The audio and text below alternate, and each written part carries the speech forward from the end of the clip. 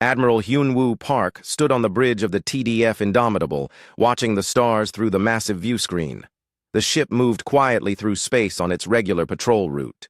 Around him, his crew worked at their stations, checking systems and monitoring space for any signs of trouble. "Sir, we're getting something strange on the long-range sensors," called Lieutenant So-Young Kim from her communication station. Her voice carried a note of confusion that made Hyun-woo turn toward her. "What kind of strange, Lieutenant?" he asked, walking over to look at her screen. So-Young frowned at the data scrolling across her display. "It looks like a distress signal, but it's coming from the Kepler 442 system. According to our star charts, that area is empty. No human colonies, no mining stations, nothing." Commander Jin-Ho Lee looked up from his tactical station. "Could it be pirates? Maybe they're trying to lure ships into a trap." Hyun-woo considered this. Space pirates were always a concern on the outer patrol routes. They often used fake distress signals to draw merchant ships into ambushes, but something about this felt different. "Can you clean up the signal, Lieutenant?" Hyun-woo asked. So-Young worked at her console for several minutes, adjusting frequencies and filtering out static. Slowly, the garbled noise became clearer. What they heard made everyone on the bridge stop what they were doing. The voice was definitely not human. It spoke in a language none of them had ever heard, with strange clicking sounds and musical tones. But the universal translator, designed to handle any human language, was trying to make sense of it. This is the Veltar Confederacy calling for help," the translated voice said, full of desperation. "Our worlds are under attack. The Krex hegemony has destroyed 3 of our colonies. They are coming for our homeworld next. We are a peaceful people. We have no weapons to fight them." "Please, if any civilized races can hear this message, we need help. Our children are dying. Our future is ending. Please help us." The bridge fell silent. Everyone stared at the communications station as the message repeated.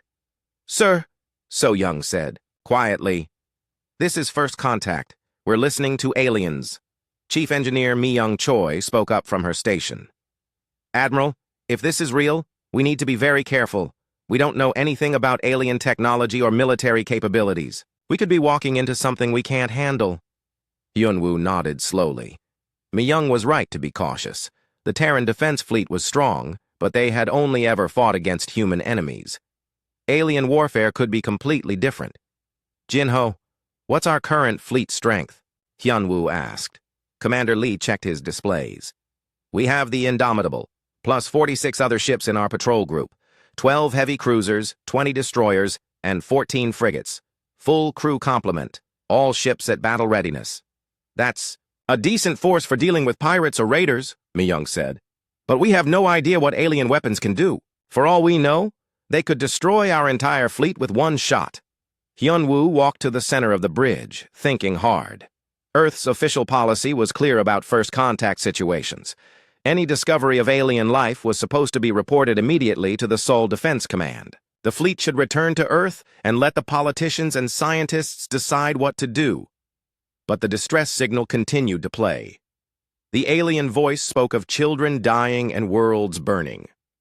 How long would it take to get back to Earth?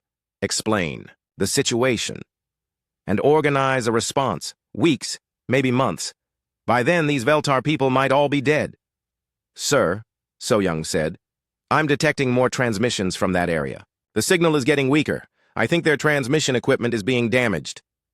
"Admiral," Jin-Ho said, looking at his tactical screen, "I'm reading massive energy signatures in that system. It looks like a battle is happening right now." Hyun-woo made his decision. "Set course for the Kepler 442 system, maximum speed." "Sir?" Mi-young looked surprised. "Are you sure about this? We're supposed to report first contact to Earth Command. By the time we get back to Earth and they organize a response, these people will be extinct," Hyun-woo said firmly.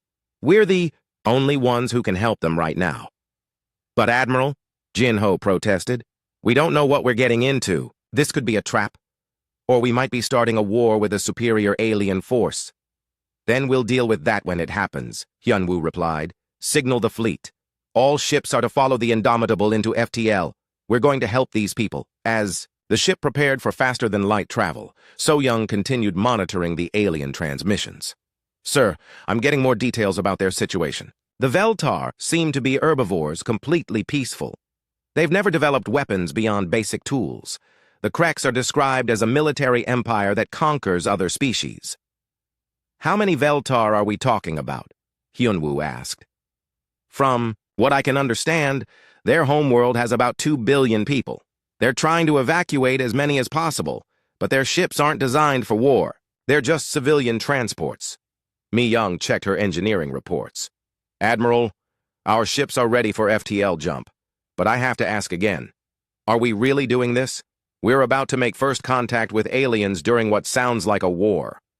Hyunwoo looked around the bridge at his crew. These were good people, experienced officers who had served with him for years. They trusted his judgment, even when they had doubts. Listen, he said to all of them. I know this is dangerous.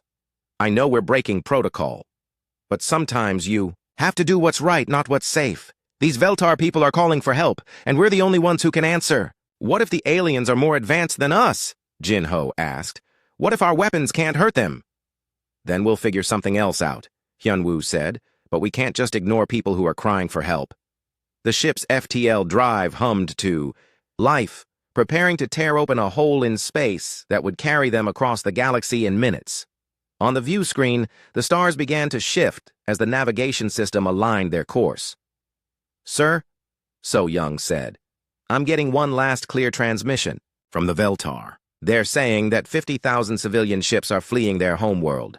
They're defenseless and carrying millions of refugees. All ships report ready for FTL jump, Jin-Ho announced. Hyunwoo took a deep breath. In a few minutes they would arrive in an alien star system, in the middle of a war between species they had never seen. They might be flying into their own destruction. They might accidentally start a war between Earth and powerful alien empires. But they might also save millions of innocent lives. Engage FTL drive, Hyunwoo ordered. The stars disappeared, replaced by the swirling colors of faster-than-light travel. The human fleet raced across space toward their first meeting with alien life. None of them knew that they were about to change the balance of power in the entire galaxy. In the communications center, the Veltar distress signal continued to play, weaker now as their transmitters failed under enemy fire. The last clear words were a simple plea. Someone help us. Admiral Hyunwoo Park had made his choice.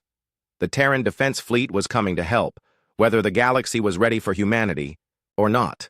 The human fleet dropped out of FTL at the edge of the Kepler 442 system, and what they saw took their breath away. Space was filled with ships, but not the sleek warships they had expected. Instead, thousands upon thousands of strange-looking vessels drifted in loose formations, all heading away from the inner planets. My God, whispered So Young Kim as she stared at her sensors. Admiral, I'm counting over 50,000 ships out there. Captain Dong Hyun-yoon's voice crackled over the communications from his escort frigate Soul's Pride. Indomitable, are you seeing this? These ships, they don't look like any military vessels I've ever seen. Admiral Hyunwoo studied the tactical display. The alien ships were massive, but they had no visible weapons. Their hulls seemed to be made of some kind of grown material rather than metal, with organic curves and surfaces that looked more like giant seeds than spacecraft. They're refugee ships, Mi Young Choi said from her engineering station. Look at the energy signatures. These are civilian transports packed way beyond their normal capacity. Sir, Jin-Ho Lee called out urgently. I'm detecting incoming ships from the inner system. Fast attack craft, definitely military design. On the main screen, the approaching ships looked nothing like the refugee vessels. These were angular, aggressive, with weapon ports clearly visible along their hulls. Even from a distance, they radiated menace. Those must be the Kreks, Hyunwoo said. How long before they reach the refugee fleet? At their current speed, maybe 6 hours, Jin-Ho replied. Signal Captain Yoon. Have him take a small team aboard one of the refugee ships. We need to establish communication with these Veltar people. Dr. Hana Shin, the fleet's xenobiologist, looked up from her console where she had been studying the alien ship designs. Admiral, I should go with the contact team. If these are really our first aliens, we need to be very careful about biological contamination both ways. 20 minutes later, Captain Yoon's shuttle approached the largest of the refugee ships. As they got closer, the organic nature of the alien vessel became even more apparent. The hull looked like it had been grown rather than built, with smooth curves and what appeared to be viewing ports scattered randomly across its surface. "This is incredible," Dr. Shin murmured as they docked with an airlock that seemed to reshape itself to fit their shuttle. "The ship is almost alive."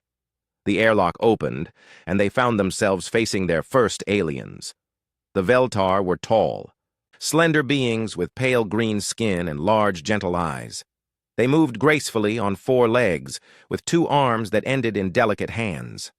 Their leader, wearing what appeared to be robes made of living fabric, approached the humans slowly. "We greet you, unknown beings," the alien said through a translation device. "But we must ask, what world do you come from?" Captain Yoon stepped forward. "We are from Earth, also called Terra. We received your distress signal and came to help." The reaction was immediate and shocking. Every Veltar in the docking bay backed away in fear. Their leader's large eyes went wide with terror. "Terra?" the leader whispered. "You are from the Death World? You are Deathworlders?" Dr. Shin frowned. "Deathworld? What do you mean?" The Veltar leader seemed to struggle with whether to speak or run. "Your planet is classified as a Class 12 Death World in our databases. The gravity alone would crush most civilized beings. And your species, you are predators, are you not? Hunters that kill other creatures for food?" "Well, yes," Captain Yoon admitted, confused by the alien's fear. "But we also eat plants, and we don't hunt people. We're here to help you." "This cannot be," another Veltar said, joining the conversation. "Deathworlders are violent, aggressive, dangerous. Your kind are not supposed to leave your world. It is too dangerous for the civilized galaxy." Dr. Shin realized what was happening. "You're afraid of us because of where we come from. Every civilized species knows about Terra," the first alien explained. "Your world has predators that hunt in packs. Your people evolved from creatures that chased other animals until they collapsed from exhaustion. Your planet has acid rain, storms that can destroy cities, and gravity that would kill most of us. Nothing civilized could evolve there." "But we did evolve there," Dr. Shin said gently. "And yes, our world can be dangerous, but that doesn't make us monsters. Look, some of our people are hurt during the escape. May I examine them? I'm a doctor." The Veltar hesitated, but Dr. Shin's gentle manner seemed to calm them. They led her to their medical bay, where dozens of injured refugees lay on organic-looking beds. Dr. Shin opened her medical kit and began examining the wounded aliens. Her tricorder showed that the Veltar had suffered injuries from energy weapon, burns and crushing damage from their overcrowded ships. "Captain," she called to Yoon, "I can help them. Their biology is different from ours, but the principles are the same." Working carefully, Dr. Shin began treating the wounded Veltar using human medical techniques. She cleaned wounds, set broken bones, and administered pain medication that she had quickly modified for their alien physiology. The Veltar medical staff watched in amazement as the human doctor worked. Her treatments were more effective than anything they had tried. Within an hour, patients who had been dying were sitting up and talking. "How do you know how to do this?" asked the Veltar medical leader. "You have never seen our species before." "Life is similar everywhere," Dr. Shin explained as she worked. "Injuries heal the same way, whether you're human or Veltar. The important thing is understanding what the body needs to repair itself." "But you are Deathworlders," the alien protested. "Your medicine should be based on violence and harm, not healing." Dr. Shin paused in her work and looked at the alien with gentle eyes. "Where I come from doesn't change who I choose to be. Yes, Earth is dangerous, and yes, humans can be violent when we need to protect ourselves. But we can also be healers, teachers, and friends." The conversation was interrupted by an urgent call from Captain Yoon's communicator. "Captain, we've got incoming Krex ships moving fast. You need to get back here now." The lead Veltar grabbed Dr. Shin's arm with one of his delicate hands. "Please, you must leave. The Krex will destroy anything that helps us. You cannot fight them. They have conquered dozens of worlds." "How many ships do they have?" Captain Yoon asked. Our scouts reported over 200 warships, the alien replied. They have weapons that can destroy entire cities with one shot. Please, save yourselves. Do not try to help us. Dr. Shin looked around the medical bay at the injured Veltar she had been treating. We can't just leave you. You must, the Veltar leader insisted. You have already risked too much by coming here. Do not let the Deathworld warriors become extinct trying to save us. Captain Yoon's communicator crackled again. Captain, Admiral Park needs you back on the ship now. The Krex fleet will be here in 3 hours. As they prepared to leave, Dr. Shin turned to the Veltar medical staff. I've uploaded my treatment protocols to your computers. You can help the other wounded now. The lead Veltar medic looked at the data with wonder. You are giving us your knowledge, but we have nothing to trade for it. Healing isn't about trade, Dr. Shin said. It's about helping people who need help. Back on the shuttle, Captain Yoon was quiet as they returned to the Soul's Pride. Finally, he spoke. Doctor, did you hear what they called us? Deathworld warriors. They think we're some kind of monsters. Dr. Shin looked out at the massive refugee fleet floating helplessly in space. Maybe that's not always a bad thing. Sometimes monsters are exactly what innocent people need for protection.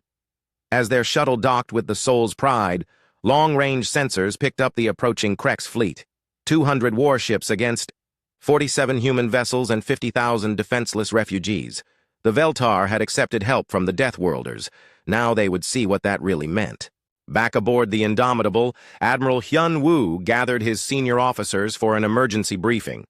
The holographic display showed the tactical situation, their small fleet positioned between the Krex warships and the Veltar refugees. What do we know about these Krex? Hyun-woo asked.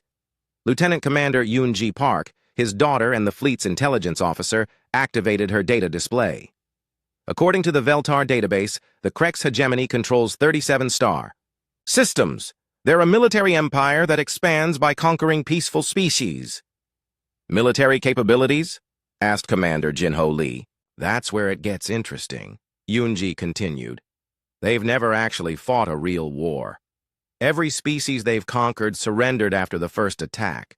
The Krex strategy seems to be overwhelming force against defenseless targets. Major Taemin Kang, commander of the fleet's Marines, leaned forward. So they're bullies who pick on people who can't fight back? Exactly, Yoon-ji confirmed. And from what the Veltar told us, the Krex have never encountered anything like human military doctrine. Dr. Hana Shin, who had returned from the Veltar ship, shared her tablet with the group. I've been reading through their cultural database. The Veltar have never known war. To them, conflict means arguing about territorial boundaries or trade, disputes. The idea of actually killing other beings is completely foreign to them. What about the other species the Krex conquered? Hyun-woo asked. Same story, Yoon-ji replied. Peaceful herbivores, ocean dwellers who never developed aggressive instincts, hive minds that can't comprehend individual combat. None of them ever fought back. Chief Engineer Mi-young Choi spoke up. I've been working with some Veltar technicians to understand their technology. Their ships are grown, not built. They're designed for exploration and transport, never for fighting. They don't even have shields. What about their weapons? Jinho asked. They don't have any, Mi-young said simply. The most destructive tool they have is a mining laser that could maybe cut through thin metal if you gave it enough time. Major Kang shook his head in amazement. No wonder the Krex have been able to conquer so many worlds. It's like fighting. People who don't even know what fighting is. Admiral Hyun-woo studied the tactical display. What about Krex technology compared to ours? Their ships are bigger, Mi-young reported, but not necessarily better. They rely on energy shields and plasma weapons, very advanced but designed for intimidation and destroying stationary targets, not for ship-to-ship combat against an enemy that shoots back. Sir, Yoon-ji said, I think we need to understand something important. According to this database, humans are the first species the galaxy has encountered that evolved from what they call a death world. Every other intelligent species comes from calm, peaceful planets. Dr. Shin nodded. That explains their reaction to us. To them, Earth sounds like hell. High gravity, dangerous weather, predators, diseases, natural disasters. They can't understand how intelligent life could evolve in such conditions. But it Did, Major Kang said grimly, and it made us very good at surviving dangerous situations. More than that, Hyun-woo realized, it made us very good at fighting. The briefing was interrupted when Lieutenant So-young Kim's voice came over the intercom. Admiral, we're receiving a transmission from the Krex fleet. They're demanding to speak with whoever is in command here. Put it on the main screen, Hyun-woo ordered. The display showed a Krex commander, a large reptilian creature with sharp teeth and aggressive posture. When it spoke, its voice was filled with arrogance and contempt. Unknown vessels, you are interfering with a legitimate military operation of the Krex hegemony. Withdraw immediately or be destroyed. Hyun-woo stepped forward. This is Admiral Park of the Terran Defense Fleet. The Veltar people have requested our protection. We will not withdraw. The Krex commander's eyes narrowed. Terran? I am not familiar with this species. What sector do you claim? The Sol sector, Hyun-woo replied. And we don't claim it. We protect it. Irrelevant, the Krex said dismissively. You have 47 ships. We have 200. Mathematics indicates your immediate surrender. Mathematics, Jin-ho muttered. Clearly isn't their strong point. The Krex commander continued. As a gesture of mercy, we will allow you to withdraw before we destroy the Veltar refugees. Leave now, and you will live to serve the hegemony.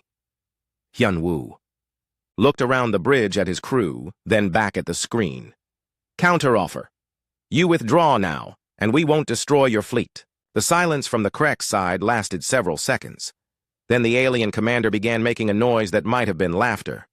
You threaten us? You have fewer than 50 ships. We don't need more, Hyun-woo said calmly. We're humans. I do not know this species, the Krex replied, but you will learn the price of defying the hegemony. The transmission ended. Around the bridge, the human crew began their final preparations for battle. All ships, battle stations, Hyun-woo ordered. Begin deployment of tactical formation. Delta 7. As the human fleet moved into position, Major Kang contacted his marine units. All squads, prepare for boarding actions. Remember, we don't know their ship layouts, so be ready to adapt. Boarding actions? Dr. Shin asked, surprised.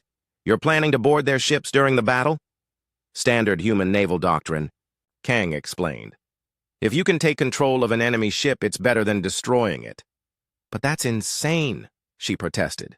The risk to your people is acceptable, Kang finished. Doctor, I know it sounds dangerous to someone from a peaceful species like the Veltar, but humans have been doing this for thousands of years. We're very good at it. Commander Jin-ho began coordinating the fleet's attack plan.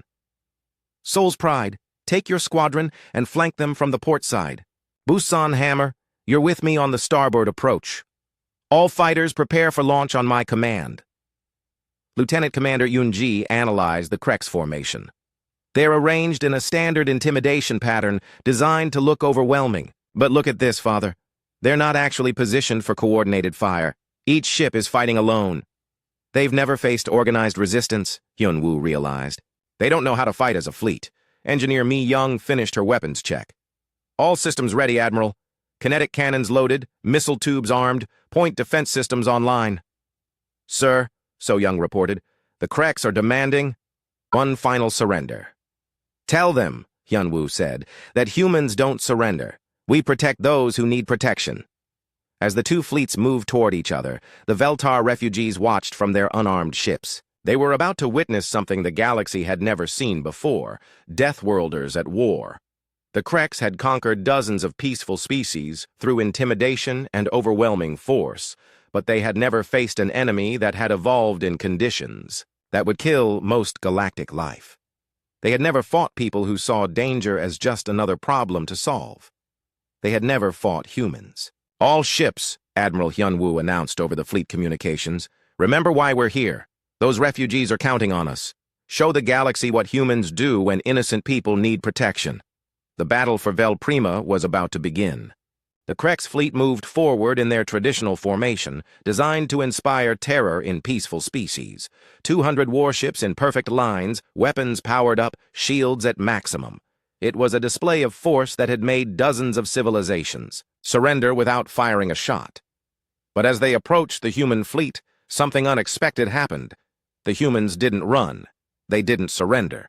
Instead, their 47 ships split into smaller groups and began moving in patterns the Krex had never seen before. "What are they doing?" the Krex fleet commander demanded from his flagship.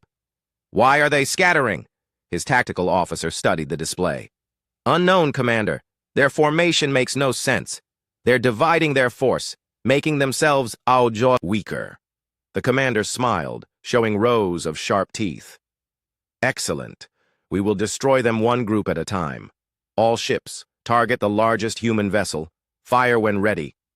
Plasma beams lanced out from the Krex ships, brilliant streams of energy that could melt through most known armor. They struck the Indomitable's shields, creating spectacular light shows as the energy was absorbed and redirected.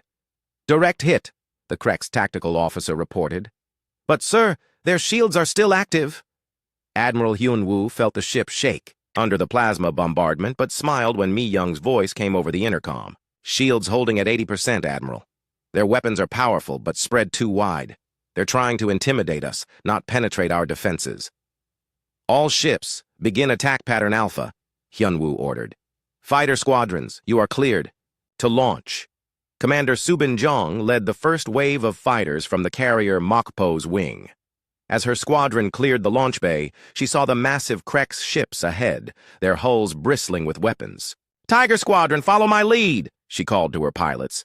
"Remember, these aliens have never seen atmospheric combat maneuvers. Let's show them how humans fight." The human fighters dove toward the Krex formation, not in the straight lines the aliens expected, but in spiraling, weaving patterns that made them almost impossible to target. Subin led her fighters between the massive enemy ships, using their own bulk to hide from each other's weapons. "What are they doing?" the Krex commander shouted as human fighters appeared and disappeared among his ships. "They're flying like insects." The fighters struck fast and hard, targeting weapon systems and shield generators with precise missile attacks. But what shocked the Krex most was that the fighters didn't retreat after their attack runs. Instead, they stayed in close, darting between the giant ships like angry wasps. Captain Woo Jin Nam of the heavy cruiser Busan Hammer watched the fighter attack with satisfaction. "Those kids are keeping them busy. Jin-ho, are you ready for our run?" Commander Jin-ho Lee's voice came back over the communications. "Ready when you are, Woo Jin. Remember, hit them hard and keep moving."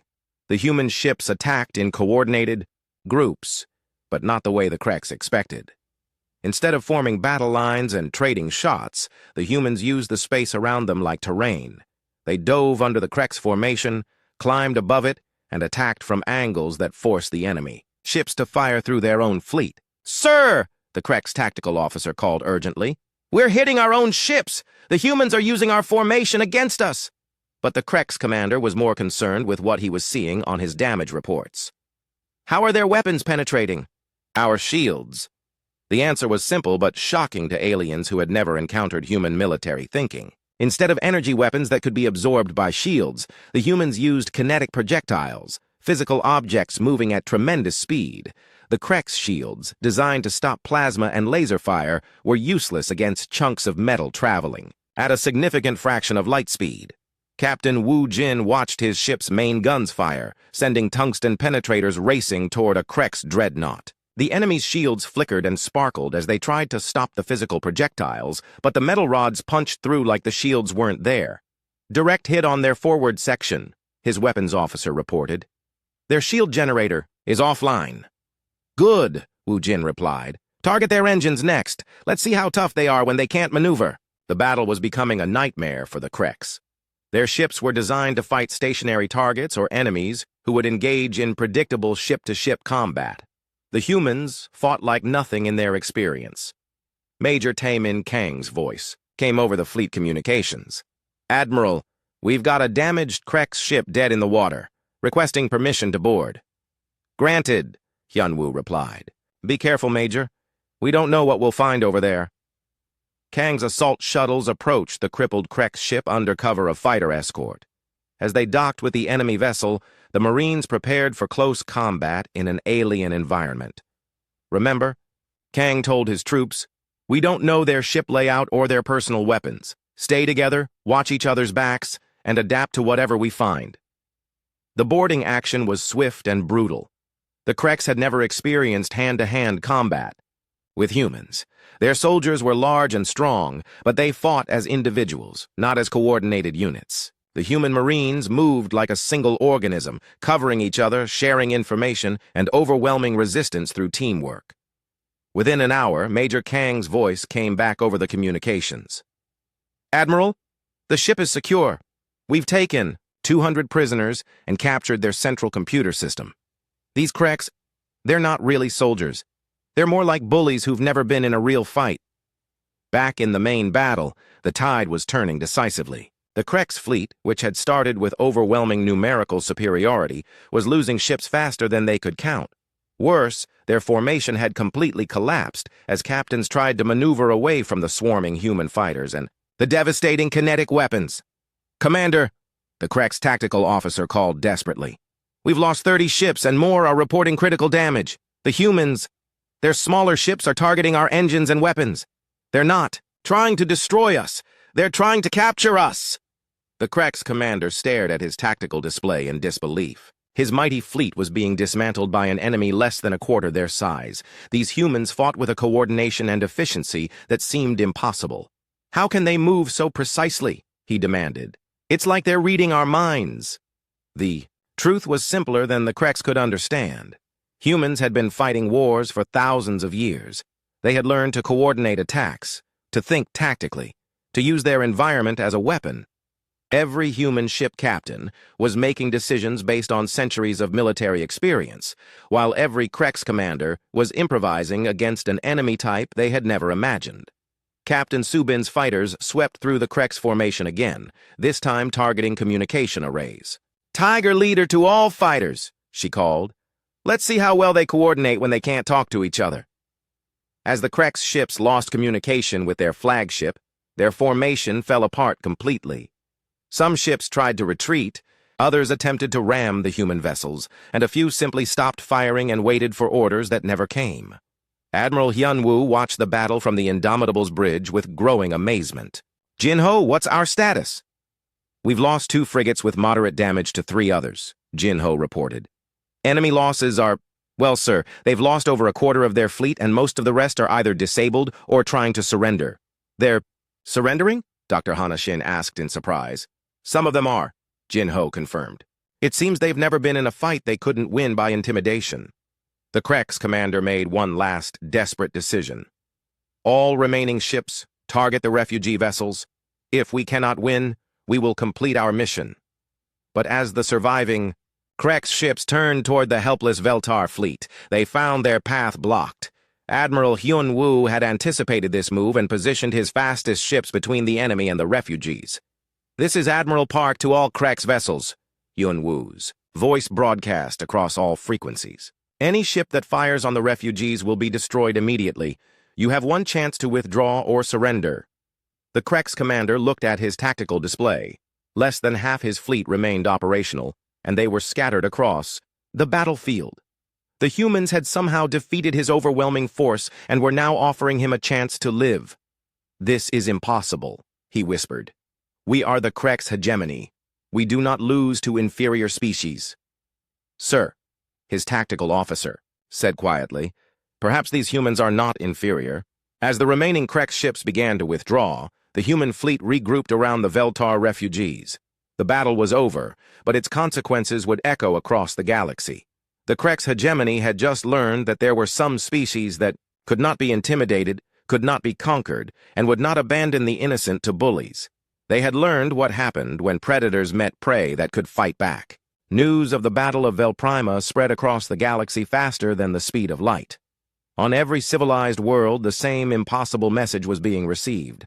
A Deathworlder species had not only made contact with galactic civilization, but had destroyed one of its most powerful military forces. Ambassador Kyung-Soo Lee stood in the great assembly hall of the Galactic Council, feeling very small. Around him, representatives from hundreds of species whispered in dozens of languages, all asking the same question: what did the humans want? "The Council recognizes the representative from Terra," announced the speaker, a tall, crystalline being whose voice echoed like wind chimes. Kyung-soo stepped forward, acutely aware that every eye in the vast chamber was on him.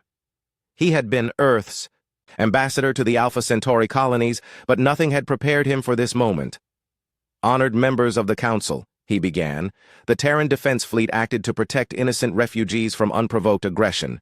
We seek no territory, no tribute, no submission from any species. We only ask that you judge us by our actions, not by your fears."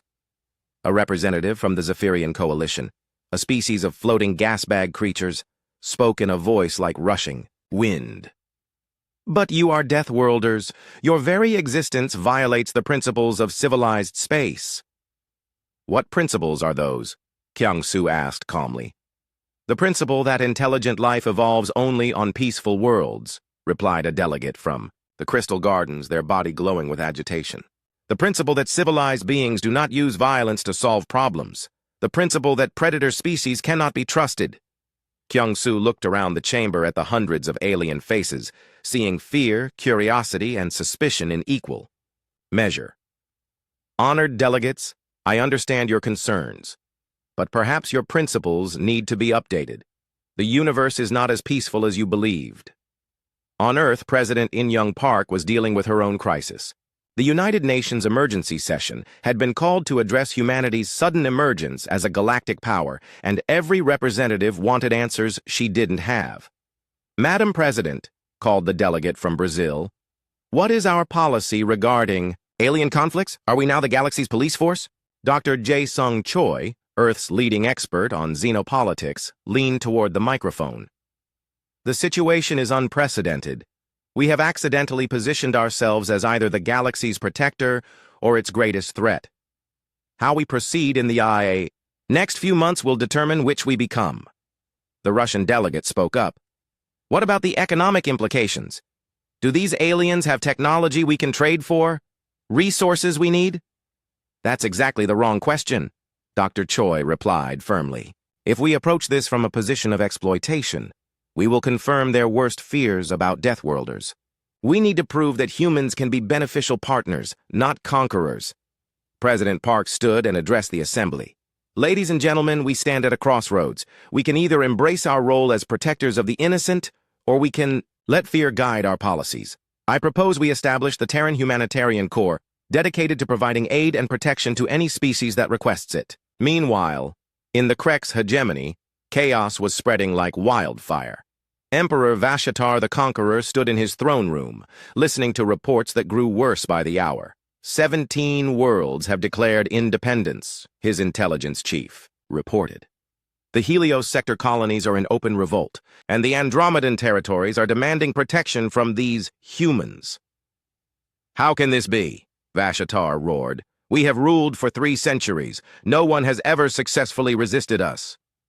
"Sire," his military advisor said carefully, "the subject species have learned that we are not invincible. When they discovered that 47 human ships destroyed our greatest fleet, they realized they outnumber us by thousands to 1. The Emperor's clawed hands gripped his throne. Then we will show them the price of rebellion. Deploy the dreadnought fleets to the rebel worlds."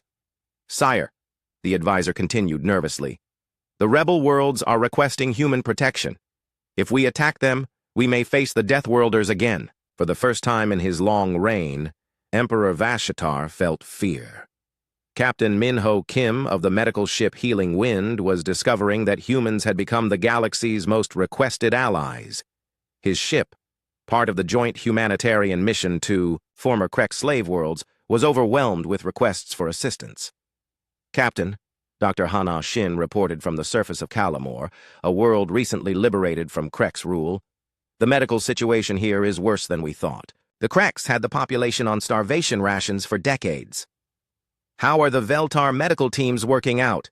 Min-ho asked. "Brilliantly," Hana replied. "They're natural healers, and the local population trusts them more than they trust us. The combination of Veltar compassion and human medical knowledge is incredibly effective. The partnership between humans and Veltar was becoming the model for galactic cooperation. The Veltar's gentle nature reassured other species, while human efficiency and protection gave them confidence to stand up to oppressors." Back on the Galactic Council Station, Ambassador Kyung-soo was meeting privately with representatives from 12 different species, all making the same request. Ambassador Lee, said the representative from Pacifica, an ocean world recently freed from Krek's occupation, our world formally requests protection under the Terran Defense Guarantee, as does the Harmony Collective, added another delegate, and the Peaceful Gardens Coalition, said a third. Kyung-soo looked at the list of requests on his tablet. In just 3 months since the Battle of Vel Prima, 47 different species had requested human protection. Earth had gone from an unknown world to the galaxy's most sought-after ally. I understand your concerns, Kyung-soo said. But Earth cannot protect everyone. We simply don't have enough ships or people. Then perhaps, suggested the Pacifican delegate, you could teach us to protect ourselves? This was the breakthrough moment. Instead of being dependent on human protection, peaceful species were asking to learn human military doctrine. For the first time in galactic history, herbivorous species were asking to learn how to fight. Colonel Sang-hoon Park, Admiral Hyun-woo's nephew, found himself commanding the new Galactic Defense Academy on the neutral station of Haven Point. His students were unlike any military trainees he had ever seen. Remember, he told a class of various alien species, the goal is not to become better killers. The goal is to become better protectors. Human military doctrine is based on one simple principle: protect those who cannot protect themselves. A. Student from the gentlefolk raised a delicate appendage. But Colonel, how do we overcome our natural instincts? We are not predators like humans. You don't need to be predators, Sang-hoon replied. You need to be guardians. There's a difference. A predator hunts for food. A guardian fights to protect others. Any species can learn to be guardians. The transformation was remarkable. Species that had been conquered by the Kreks were learning to defend themselves. More importantly, they were learning to defend each other. The Kreks' hegemony was fragmenting, but not into chaos.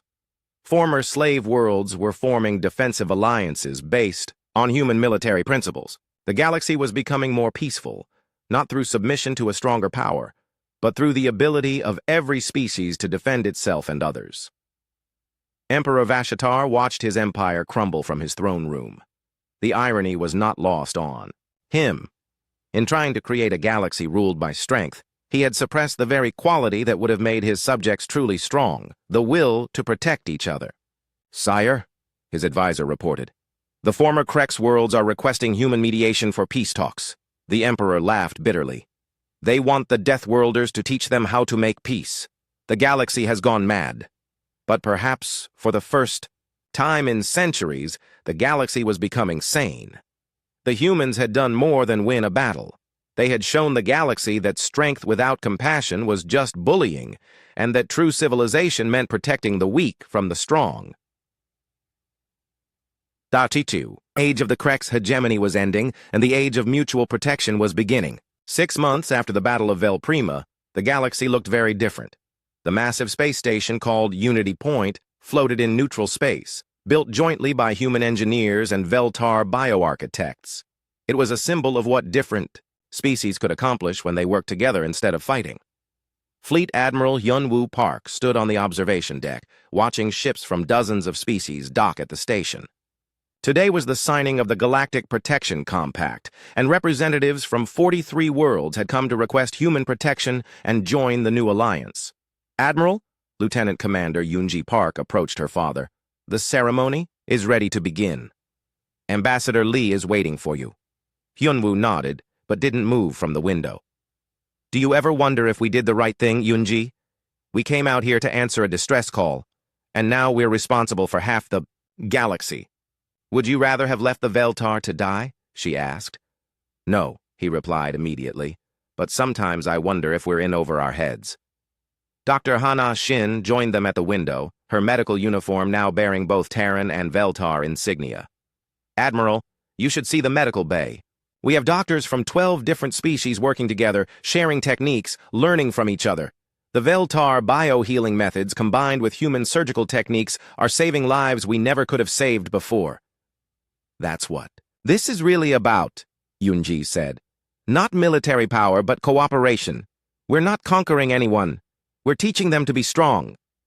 In the main assembly hall, Ambassador Kyung-Soo Lee watched as representatives from across the galaxy took their seats. The ceremony was about to begin, but he was still amazed by how much had changed. The Veltar delegation, led by Council Elder Velanor, sat beside the human representatives. What had started as a rescue mission had become the strongest interspecies alliance in galactic history. Ambassador Lee, Velanor spoke in his musical voice, my people wanted me to express our gratitude again, not just for saving us, but for teaching us that we could be more than victims. How do you mean? Kyung-Soo asked. 6 months ago, we were helpless refugees. Today, Veltar medical ships are operating in 12 systems, and our biotechnology is helping other species defend themselves. You didn't just protect us. You showed us how to protect others. The ceremony began with President In-young Park's voice coming through the communications system from Earth. Citizens of the galaxy, today we take a step toward a future where no species stands alone against aggression. The Galactic Protection Compact is not about human dominance. It is about mutual defense and cooperation. One by one, the representatives stood to sign the agreement.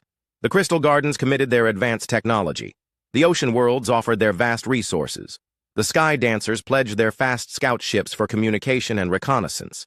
But the most surprising moment came when former Krex Admiral Thakvor stood to address the assembly. The massive reptilian warrior looked uncomfortable in the diplomatic setting, but his voice was steady. 6 months ago, I commanded a fleet that terrorized peaceful worlds. I believed that strength meant the ability to destroy. The humans taught me that true strength means the ability to protect. He turned to face Admiral Hyun-woo. Admiral Park, the Free Krex Republic requests membership in the Galactic Protection Compact. We offer our military experience and our ships, not for conquest, but for defense. The assembly erupted in surprised murmurs. Former enemies asking to join their victims in a mutual defense pact was unprecedented in galactic history. Colonel Sang-hoon, Park spoke from his seat with the military advisors. Admiral Thakvor has been instrumental in training new defense forces. His knowledge of Krex military tactics has helped us prepare defenses for worlds that might still face hegemony attacks. Major Taemin Kang nodded in agreement. The former Krex soldiers understand aggressive military thinking better than anyone. They're excellent teachers for showing peaceful species how to defend against that kind of warfare. Dr. Jae-sung Choi, now serving as Earth's Director of Interspecies Relations, stood to address a concern many shared. Some have asked whether we're creating a human empire by another name. The answer is no. Earth maintains control only over Terran ships and personnel. Each member species retains complete sovereignty over their own worlds and military forces. The signing continued through the day, but the real work was happening in the corridors and meeting rooms where species were forming smaller alliances within the larger compact. The Ocean Worlds and the Sky Dancers discovered their technologies, complemented each other perfectly. The Crystal Gardens began sharing advanced materials with human shipbuilders. Captain Minho Kim reported from the medical deck. We're seeing something unprecedented. Different species are not just cooperating, they're actively improving each other's capabilities. Veltar biotechnology is revolutionizing human medicine, while human techniques are making Veltar healing more effective.